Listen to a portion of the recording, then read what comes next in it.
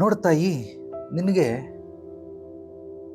ಗಂಡ ಹೊಗಳ್ಬಿಟ್ರೆ ಅಬಾಬಾ ಅಬಾ ಅಬಾ ಅಬಾ ಅದು ಏನು ಲಕ್ಷ ಕೊಟ್ಟಂಗೆ ಕೋಟಿ ಕೊಟ್ಟಂಗೆ ಅವಾರ್ಡ್ ಬಂದ್ಬಿಡ್ತು, ನೋಬೆಲ್ ಪ್ರಶಸ್ತಿ, ಆಸ್ಕರ್ ಅವಾರ್ಡ್ ಬಂದಂಗೆ ಹಾಡ್ತೀಯ. ಎಷ್ಟು ಖುಷಿ ಪಡ್ತೀಯ, ವಂಡರ್ಫುಲ್, ಬಹಳ ಸಂತೋಷ, ಖುಷಿ ಆಗುತ್ತೆ ಖಂಡಿತವಾಗ್ಲು. ಅದೇ ಅವನೇನಾದ್ರೂ ನಿನಗೆ ದುಃಖ ಕೊಟ್ರೆ, ನೋವಾದಾಗ ಯಾಕಷ್ಟೊಂದು ಕೊರಗ್ತೀಯ, ಮುರುಗ್ತೀಯ? ಯಾಕಿದನ್ನ? ಅವನು ನಿಜವಾಗ್ಲೂ ದುಃಖ ಕೊಡ್ತಾ ಇದ್ದಾನ ಅಥವಾ ನೀನದನ್ನ ದುಃಖ ಅಂತ ತಿಳ್ಕೊಂಡಿದ್ಯಾ? ಇದರ ಒಂದು ವ್ಯತ್ಯಾಸವನ್ನ ಕಂಡುಕೊಳ್ಳೋದಕ್ಕೆ ನಿನಗೆ ಯೋಗ್ಯತೆ, ಅರ್ಹತೆ ಇಲ್ಲ. ನೀನ್ ಹೇಳ್ತಾ ಇದೀಯ ಅವನು ನನಗೆ ದುಃಖ ಕೊಡ್ತಾವನೆ. ಅವನು ದುಃಖ ಕೊಡ್ತಾ ಇಲ್ಲ ನನ್ನ ಪ್ರಕಾರ.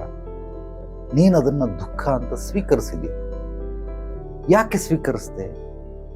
ನಿನ್ನ ಪ್ರಕಾರ ದುಃಖ ಅಂತ ಹೇಳ್ತಾ ಇದೆಯಲ್ಲ, ನಾನೇನು ಅವನಿಗೆ ಹೇಳ್ಕೊಡೋದಿಲ್ಲ, ಮಾತಾಡೋದಿಲ್ಲ, ಅವನನ್ನು ಕರ್ಕೊಂಬಂದು ಕುಂಡಿಸ್ತೀನಿ. ಅವನು ಯಾಕೆ ಈ ರೀತಿ ಮಾಡ್ದ ಅಂತ ಅವನೇ ಅವನ ಬಾಯಿಂದ ಹೇಳ್ತಾನೆ, ಕೇಳು ನೋಡು, ಅವಾಗ ನಿನಗೆ ಅರ್ಥ ಆಗುತ್ತೆ. ಯಾವಾಗ ಅವನು ಅರ್ಥ ಮಾಡಿಸ್ತಾನೆ, ನಿನಗೆ ಯಾವಾಗ ಅರ್ಥ ಆಗುತ್ತೆ, ಆಗ ತಪ್ಪು ನಂದೆ ಅಂತ ನಿನಗೆ ಗೊತ್ತಾಗುತ್ತೆ. ಆದ್ರಿಂದ ನಿನ್ನ ನೋವಿಗೆ, ನಿನ್ನ ದುಃಖಕ್ಕೆ, ಸಂಕಟಕ್ಕೆ, ಬೇಸರಕ್ಕೆ, ಜಿಗುಪ್ಸೆಗೆ ಖಂಡಿತವಾಗಲೂ ಎದುರುಗಡೆ ಇರೋರು ಕಾರಣ ಆಗೋದಿಲ್ಲ, ನಿನ್ನ ಮನಸ್ಥಿತಿ ಕಾರಣ ಆಗ್ತಾ ಇದೆ. ನಾನು ಹೇಳೋದನ್ನ ಗಮನ ಕೊಟ್ಟು ನೋಡು. ಎದುರುಗಡೆ ಇರೋರು ಯಾವುದೇ ದುಃಖವನ್ನ ಕೊಡ್ಲಿ, ನೀನು ಅದನ್ನ ಸಮಾನ ಮನಸ್ಥಿತಿಯಿಂದ ಸ್ವೀಕರಿಸು. ಹೊಗಳ್ತಾವ್ರೆ ಅಂತೇಳಿ ಹಾ ಅಂತ ಬಾಯಿ ಬಿಟ್ಕೊಂಡು ಕಿಸ್ಕೊಂಡು ನಗದಲ್ಲ, ತೆಗಳ್ತಾವನೆ ಅಂದ್ಬಿಟ್ಟು ಕುಂತ್ಕೊಂಡು ಅಳೋದಲ್ಲ. ಎರಡನ್ನೂ ಸಮಾನ ಸ್ಥಿತಿಗತಿಯಲ್ಲಿ ಸ್ವೀಕರಿಸ್ಬೇಕು.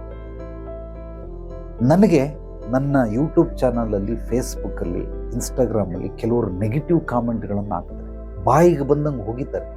ಹಂಗಂತೇಳಿ ಉಗಿಯೋರ್ಗೆ ನಾನು ರಿಪ್ಲೈನೂ ಮಾಡೋಕ್ಕೆ ಹೋಗಲ್ಲ, ಹೊಗಳೋರಿಗೆ ನಾನು ಏನು ಹತ್ತಿ ಕೊಂಡಾಡಿ ಇದನ್ನು ಮಾಡೋಕ್ಕೆ ಹೋಗಲ್ಲ.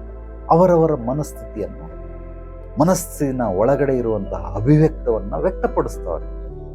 ಅದಕ್ಕೆ ನಾವು ಸಮಾನವಾಗಿ ಸ್ವೀಕರಿಸೋದನ್ನು ನೋಡಬೇಕು.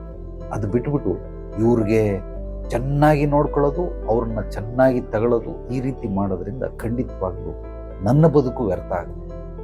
ಯಾವಾಗ ನಿನಗಿದು ಅರ್ಥ ಆಗುತ್ತೋ, ನೀನು ಸಹ ನೋವನ್ನು ಅನುಭವಿಸೋದಕ್ಕೆ ಸಹಾಯವಾಗುತ್ತೆ.